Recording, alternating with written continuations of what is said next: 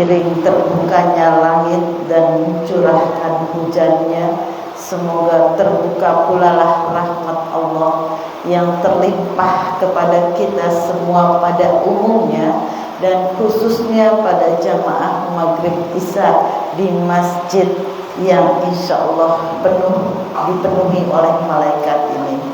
Alhamdulillah, saya sudah yakin di sini yang hadir adalah ahli-ahli pengajian, karena tidak mudah datang ke masjid pada keadaan seperti ini yang hujan lebat, petirnya keras sekali juga. Tetapi ibu-ibu di sini hadir untuk tetap takarrub, mendekatkan diri kepada Allah sebagai rasa syukur kita masih diberi kesempatan hidup, masih diberi kesempatan menambah amal ibadah.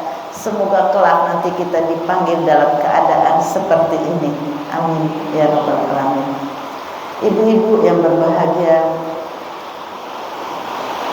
sesungguhnya setiap anak terlahir memiliki dua agama. Setiap anak yang lahir memiliki dua agama. Yang pertama adalah agamanya Allah, agamanya tauhid, hanya menuhankan Allah. Seperti disebutkan ketika ruh ditiupkan, Allah bertanya, sesungguhnya aku adalah Allah, la ilaha illallah. Kemudian ruh kita sebelum terlahir itu mengatakan bala syahidna, ya aku bersaksi. Jadi setiap bayi yang terlahir sebenarnya sudah memiliki agama Allah, agama tauhid atau agama Islam. Yang kedua, agama seorang anak yang terlahir adalah agama bapaknya, agama nenek moyangnya. Pernah dengar kullu mauludin ala fitrah, setiap bayi yang terlahir, kullu maulid yuladu ala fitrah, setiap bayi yang terlahir adalah suci. Maka orang tuanya lah yang akan menjadikan dia Nasrani atau Majusi. Jadi agama orang tuanya. Disinilah peran penting seorang orang tua untuk mengarahkan anaknya kepada agama yang benar di sisi Allah, yaitu Islam. Jadi beriman atau tidaknya seorang anak tergantung orang tuanya. Jika orang tuanya sudah beriman, mengesahkan Allah, mentauhidkan Allah, dan dia mampu meninggalkan bekas di dalam hati anak-anaknya, mendidik anak-anaknya dengan keimanan, ketakwaan, maka disinilah yang disebut orang tua sukses. Sukses memiliki anak yang kelak akan melanjutkan atau mentransfer amal saat kita sudah tiada. Jadi kesuksesan orang tua terlihat dari bagaimana mampu mendidik anak-anaknya beriman dan bertakwa seperti dirinya, seperti yang dia lakukan, sehingga kelak setelah kita tiada justru memetik bakti dari anak-anaknya yang selalu mengalirkan doa, yang selalu mengalirkan pahala untuk kita. Ingat, doa untuk kedua orang tua semuanya pasti sudah hafal. Allahumma ghfirli wali walidayya warhamhuma kama rabbayana shaghira. Ya Allah, tolonglah, ampunilah aku dan kedua orang tuaku. Ya, ini doa kita untuk orang tuaku. Tapi ada syaratnya ternyata doa tersebut. Ampunilah aku dan kedua orang tua sebagaimana orang tuaku telah mendidik aku dengan baik, dengan keimanan, dengan ketakwaan ketika aku kecil. Jadi hanya orang tua yang mendidik anak anaknya dengan kasih sayang, dengan pelajaran yang benar, dengan pendidikan yang benar, yang berhak mendapatkan doa dari anak. Kalau dari kecil orang tua sudah mengabaikan dalam pendidikan anak, pokoknya aku cari duit, anak bisa makan, bisa sekolah, tanpa mengingatkan sholatnya, tanpa melihat dia bisa ngaji apa tidak, tanpa melihat anak ini bergaul dengan secara benar, tanpa menitipkan di tempat pendidikan yang baik, maka orang tua ini tidak berhak dengan doa yang seperti itu, tidak berhak mendapatkan doa dari anak-anaknya, dan tidak berhak mendapatkan transferan pahala dari anak-anaknya karena tidak pernah mengajak atau mengajarkan keimanan, ketakwaan, dan pendidikan yang benar kepada anak-anaknya, bahkan cenderung memberi contoh-contoh yang buruk. Pendidikan anak sekarang ini banyak sekali parenting, ya, belajar dengan bunda ini, dengan ini, dengan ini. Padahal kalau kita mau menggali Al-Quran, pendidikan anak itu justru yang paling baik, yang paling benar, dan yang paling relevan, cocok sampai kapanpun. Dan justru pendidikan inilah yang paling betul-betul sampai kepada Allah, yang diajarkan atau dicontohkan oleh pendahulu-pendahulu kita, gitu. Oleh pendahulu-pendahulu kita. Nabi Ibrahim alaihissalam saking pengennya punya anak dan belum juga dikarunia anak, Nabi Ibrahim alaihissalam selalu berdoa. Apa doa Nabi Ibrahim yang harus kita ikuti? Robbi habli minas sholihin, Robbi habli minas sholihin, sambil meratap, sambil menengadahkan tangan, ya Allah berilah aku anak-anakku orang-orang yang soleh. Doa Nabi Ibrahim di surat Ibrahim yang ke-40, Robbi ja'alni muqima sholati wa min zurriyati rabbana wa taqabbal du'a. Ini juga doa yang tidak boleh putus kita lakukan, ya Allah, jadikanlah aku dan keluargaku, seluruh keturunanku orang-orang yang tidak pernah meninggalkan sholat, gitu. Sambil meratap. Jadi meskipun Nabi Ibrahim itu tidak mendampingi anaknya, tetapi doa yang tidak terputus kepada Allah, hubungan yang baik kepada Allah, maka Allah yang akan mendidik anak-anaknya. Jadi ini sebagai contoh kepada kita, kalau kita memang tidak sanggup, ya, mendidik anak-anak kita, maka perbaiki hubungan kita dengan Allah. Minta sama Allah, minta tolong sama Allah, maka Allah akan memperbaiki anak-anak kita, gitu.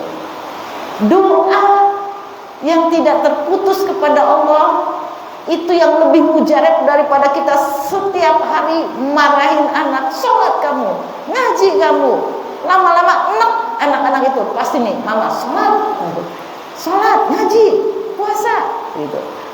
Cuma itu enak, tapi apa? Bangun di tengah malam berdoa seperti layaknya Nabi Ibrahim. Kita tahu kan kisah Nabi Ibrahim, dia meninggalkan anak dan istrinya di padang tandus di Makkah Mukarramah, di mana tidak ada satu hewan pun mau tinggal di situ. Tapi karena keimanan dan ketakwaannya itulah dia mendahulukan Allah dari segalanya. Allah tidak akan menyia-nyiakan hambanya. Maka istri dan anaknya di dalam perlindungan, di dalam pendidikannya Allah. Jadi bukan berarti kita harus selalu berada dekat anak sehingga anak menjadi baik, bukan. Tapi sejauh mana kedekatan kita dengan Allah, hubungan baik kita dengan Allah, setiap dipanggil sholat datang, setiap yang diperintahkan dilakukan, setiap yang dilarang kita tinggalkan, maka di situ sebenarnya kita sedang mendidik anak. Anak kita yang kita titipkan di pondok-pondok pesantren itu termasuk cara kita mendidik anak. Kita ingat bagaimana Nabi Ismail. Kita tuh harus punya, menjadikan anak tuh ngefans sama kita, gitu. senang atau kagum dengan kita.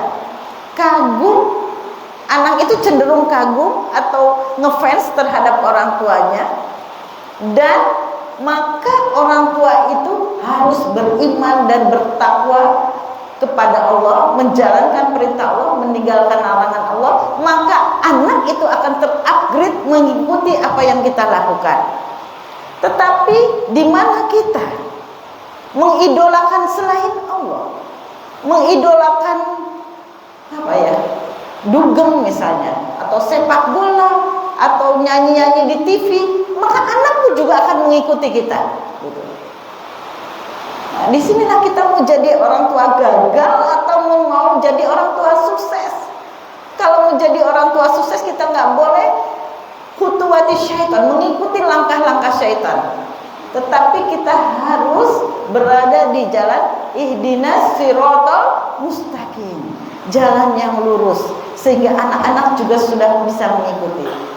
Jadi sebenarnya cara mendidik anak itu gampang, yaitu kita dulu yang beriman, kita dulu yang bertakwa sampai mati, kita menjalankan perintah Allah dan meninggalkan larangannya, nanti anak akan mengikuti. Seperti tadi, Nabi Ismail itu tidak dalam pendidikan bapaknya, dia terpisah. Tetapi kalau Nabi Ismail itu seorang nabi yang selalu mendekatkan diri kepada Allah, patuh kepada Allah, maka secara otomatis anak itu mengikuti sehingga apa? Ketika coba bayangkan seorang anak Nabi Ismail saat itu umur 13 tahun, di dalam surat Ibrahim ayat berapa ya? 3, saya lupa. Dalam surat Ibrahim, bukan. Dalam surat Ibrahim As-Saffat ayat 102. Ketika Nabi Ibrahim berkata kepada anaknya, "Wahai anakku, sesungguhnya aku bermimpi menyembelih kamu." Gitu. Bagaimana pendapatmu? Bayangkan, sudah sekian lama Nabi Ibrahim pengen punya anak, dan ketika punya anak dipisahkan oleh Allah, disuruh ditaruh di padang tandus. Dan ketika Nabi Ismail datang di umur 13, bukan lagi senang-senangnya, lagi bahagia-bahagia pertemuan itu, tiba-tiba Nabi Ibrahim mimpi 3 kali bahwa dia harus menyembelih anaknya. Dan Nabi Ibrahim dengan haru biru, "Wahai anakku, aku sesungguhnya bermimpi untuk menyembelih kamu." Gitu ya. Pikirkanlah bagaimana pendapatmu. Terus Nabi Ismail yang memang sudah ngefans kepada orang tua, nih anak kalau sudah ngefans kepada ketakwaan, keimanan orang tua, disuruh itu gampang, disuruh sholat, disuruh apa itu gampang. Jadi kalau anak masih susah disuruh ngaji, disuruh sholat di masjid, disuruh puasa, berarti dia belum ngefans dengan orang tuanya. Ada yang terganjal di dalam hatinya. Alah, ibu juga waktunya azan masih main HP kok. Mungkin seperti itu. Atau lainan. Jadi maka yang perlu kita lakukan adalah perbaiki hubungan kita dengan Allah. Mungkin masih ada kurang-kurangnya sehingga anak tidak mau mengikuti apa yang kita suruh. Dan Nabi Ismail berkata kepada bapaknya, "Wahai ayahku, ya abati, if'al, lakukanlah apa yang diperintahkan Allah kepadamu. Satajiduni insyaallah minas sabirin." Engkau akan dapati aku sebagai orang yang sabar, kata Nabi Ismail gitu. Jadi lakukan, malah didorong lakukan apa yang Allah perintahkan. Ya wahai ayahku, kalau ya abati itu wahai ayahku tersayang, ya bunaya wahai anakku tersayang gitu. Kalau abati itu halus banget. Ya abati wahai ayahku tersayang, lakukanlah perintah Allah dan kau akan menyaksikan aku golongan orang yang sabar. Kenapa Ibrahim sanggup melakukan itu, mengatakan itu padahal dia akan disembelih? Itu karena dia yakin, ya, yakin bahwa apa yang diperintahkan orang tuanya adalah perintah Allah, dan yakin Allah tidak akan menzalimi hambanya, bahwa Allah pasti menginginkan kebaikan untuk hambanya. Maka keyakinan itulah yang menjadikan Ismail manut sama orang tuanya.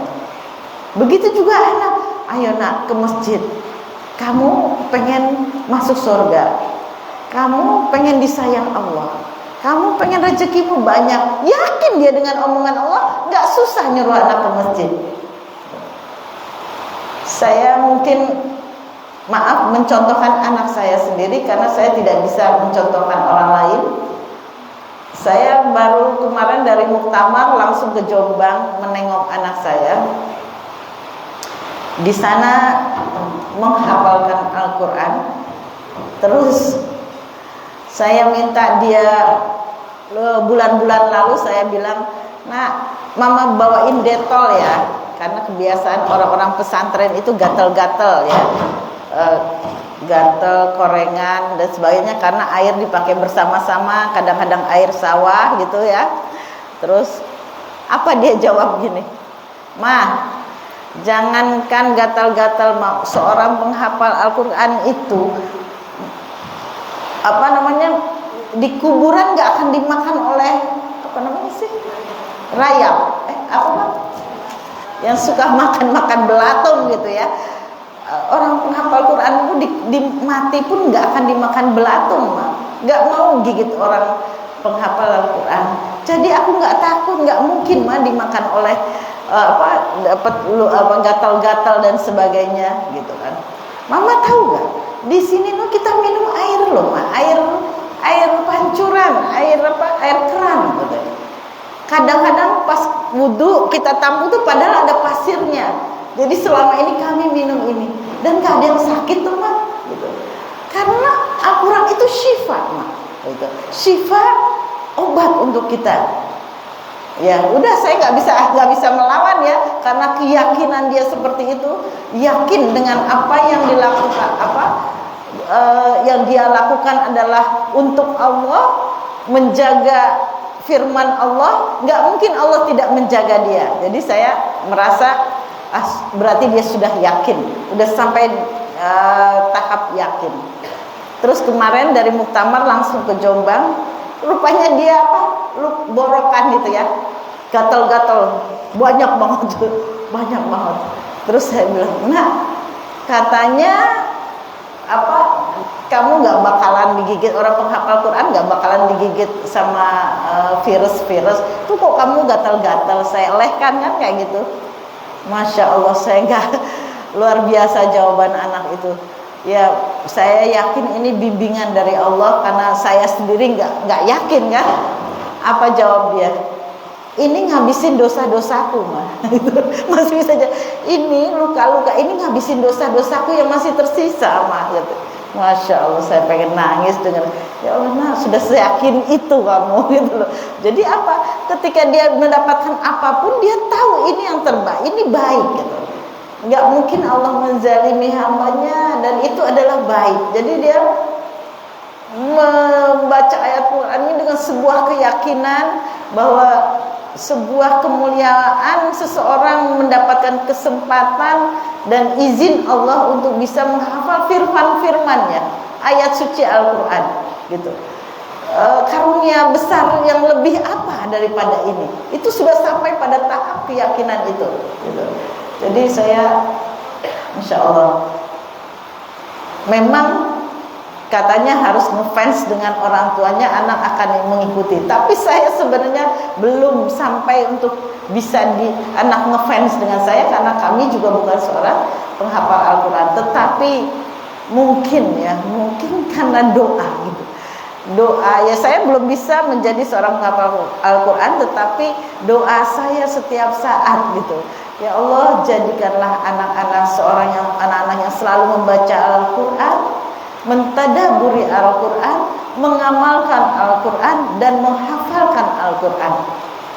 Percayakan mereka untuk menjaga kalamullah dan menjaga hukum-hukum tegak di muka bumi. Itu paling yang saya mungkin bisa lupa untuk mendoakan kesehatannya, rezekinya dan sebagainya. Tetapi doa yang itu setiap saya ingat, itu yang saya doakan gitu. Mungkin karena itu, tapi artinya apa? Ya Allah yang mengizinkan gitu. Karena apa? Karena Allah itu kan ud'uni astajib lakum. Allah akan mengabulkan semua doa-doa hambanya. Maka minta yang seperti itu gitu. Minta yang seperti itu. Nah, kecerdasan dalam mendidik anak ini juga dicontohkan oleh ibunda kita Hana gitu. Atau ini sering saya sampaikan, atau istri Imran ya, yang selama 70 tahun berdoa untuk memiliki anak dan dikabulkan ketika beliau berumur 90 tahun gitu. Yang didoakan anak apa? Di dalam surat Al-Imran ayat berapa ya? Itu ayat 35 gitu. Ingatlah ketika istrimu berkata, Rabbi inni nazartul laka anni muharram. Ya Allah, sesungguhnya aku akan bernazar ketika belum punya anak, aku bernazar kepadamu bahwa apabila aku diberi anak gitu, akan aku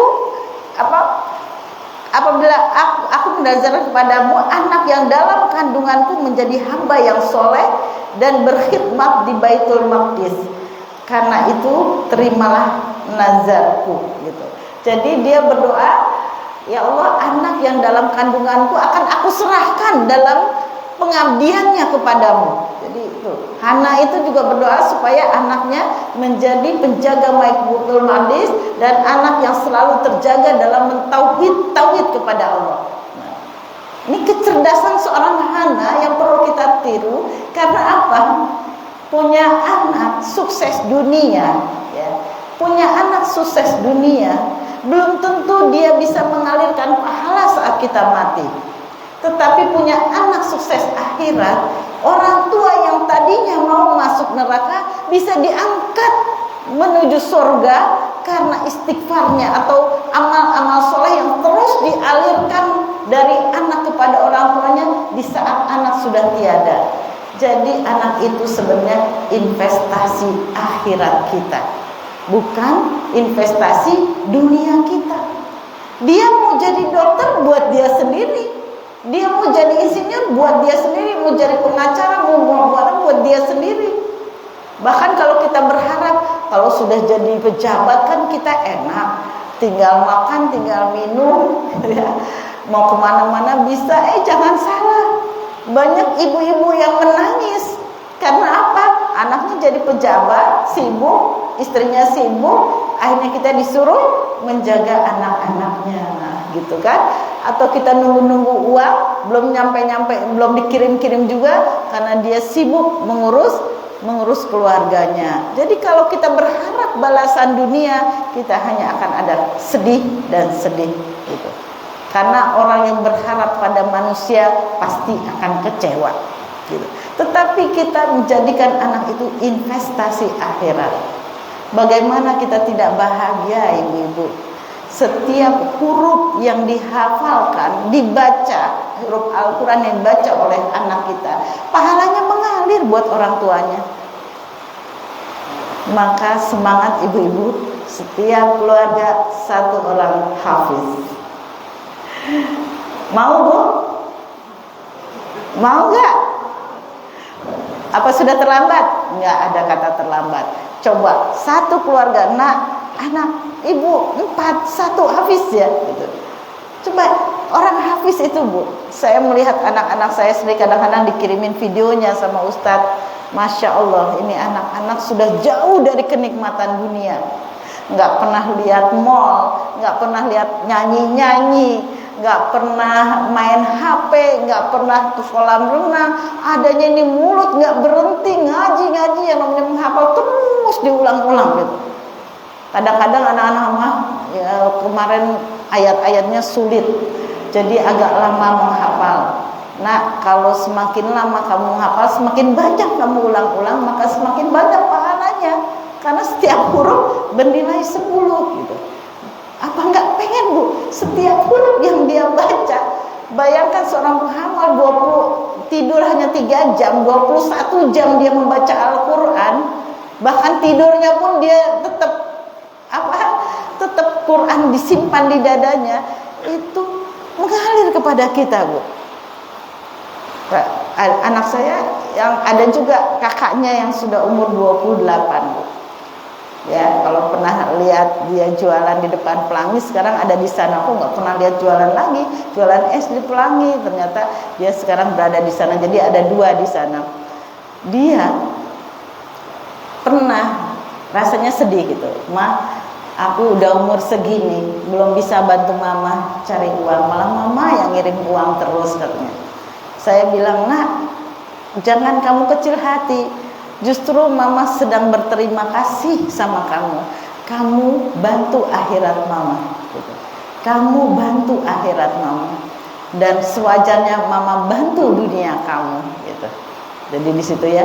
Jadi mudah-mudahan saya doakan semuanya memiliki satu orang hafiz di dalam satu keluarga. Caranya tadi ya, setiap saat kita berdoa minta sama Allah. Kalau tidak di anak, di cucu, gitu ya, di cucu. Dan kalaupun tidak bisa kita memiliki anak dan cucu yang hafiz, sisihkan uang kita, sisihkan, kirim ke tempat pondok-pondok hafiz Quran itu, kirim makanan ke tempat pondok hafiz Quran ini. Insya Allah kita akan didoakan. Insya Allah makanan yang dimakan mereka menjadi daging, menjadi kekuatan, menjadi amal jariah buat kita. Kita akan tetap mendapatkan aliran pahala dari apa yang mereka baca atau apa yang mereka ibadahkan, gitu. Jadi selalu harus ada jalan cara bagaimana cara kita masuk surga, gitu. Ya, jalan kita masuk surga. Ya, seperti apa yang kita lakukan ini sebenarnya tidak lain dari bagaimana cara kita, jalan kita masuk surga. Dan seorang Islam itu harus kafah. Ya ibadahnya, ya sedekahnya, ya berbuat baik kepada orang lain, apapun gitu, apapun yang dilakukan. Kadang-kadang kita misalnya duduk di sini, habis sholat, doakan, ya Allah, semoga terimalah doa-doa orang yang sholat di sini, gitu ya. Atau kita keluar rumah, baru pagi-pagi keluar rumah, doakan sekeliling kita. Ya Allah, tetangga saya udah keluar cari jualan ke pasar, mohon Engkau lariskan ya Allah, jadikan rezekinya berkah, rezekinya halal, anaknya soleh-solehah. Jangan malas mendoakan orang lain, karena ternyata mendoakan orang lain itu lebih mustajab dibanding doa kita kepada diri kita sendiri. Seperti hal yang dilakukan oleh Fatimah ketika berdoa, didengar oleh cucu anaknya Hasan dan Husain. Ibunda, dari tadi engkau mendoakan orang lain, kenapa engkau tidak berdoa untuk dirimu sendiri? Apa kata Fatimah? Wahai anakku Hasan dan Husain, ketika kita mendoakan orang lain, malaikat akan mengaminkan. Apa amin malaikat? Amin, semoga engkau mendapatkan apa yang engkau doakan juga. Engkau mendapatkan hal yang serupa yang engkau mintakan. Jadi kalau kita mendoakan orang lain adalah manusia mendoakan orang lain, tetapi kemudian malaikat yang doanya tidak pernah tertolak oleh Allah ikut mendoakan kita. Nah, disinilah betapa mustajabnya doa kita terhadap orang lain. Jangan pelit mendoakan orang lain, baik orang yang kita sukai maupun tidak sukai, semua bernilai di sisi Allah. Dan satu lagi, perbaiki hubungan kita dengan siapapun. Jangan sampai ada orang yang di tengah malam berdoa untuk keburukan kita karena kita telah menzalimi dia, gitu. Misalnya kita makan aja sendiri, nggak nawar-nawarin gitu, padahal dia lapar gitu. Itu termasuk orang yang zalim. Ya Allah, padahal sahabat saya itu punya uang, dia makan sendiri, nggak nawarin kita makan bakso gitu. Jangan sampai ada doa, ya, ada tangan yang menengadahkan tangannya kepada Allah karena mendoakan keburukan kita. Itu pasti dikabulkan oleh Allah. Makanya mudah minta maaf, mudah memperbaiki hubungan dengan orang lain atau sesama. Demikian ibu-ibu, mudah-mudahan ada yang manfaatnya. Doakan saya bisa melaksanakan apa yang saya katakan, dan mudah-mudahan curahan rahmat Allah pada malam hari ini di hujan yang lebat ini menjadikan semua doa-doa kita terkabul, doa kita untuk keluarga kita, anak-anak kita, sesama kita, dan siapapun yang beriman kepada Allah. Semoga Allah beri keistiqomahan dan semoga kita mati dalam keadaan beriman dan bertakwa kepada Allah. Wabillahi taufiq wal hidayah. Assalamualaikum warahmatullahi wabarakatuh. Mas